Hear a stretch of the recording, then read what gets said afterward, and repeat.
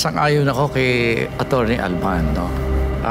Very important ang rehabilitation na iniisip din natin. Kasi nung naranasan natin, nung nakaraang administrasyon, bilyon ang mga tao na natakot at kailangan din naghahanap ng rehabilitation.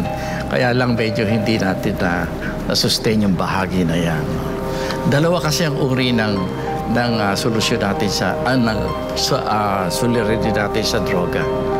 Una, yung mga maliliit na paggamit ng droga ng ating maraming mga kababayan.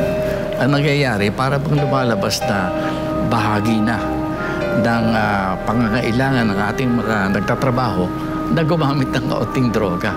Kasi nga, hindi maganda ang takbo ng ating mga batas tungkol sa labor. No?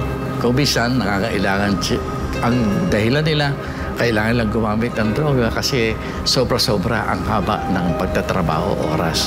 So, medyo may economic implication yan. No? Yan ang isa.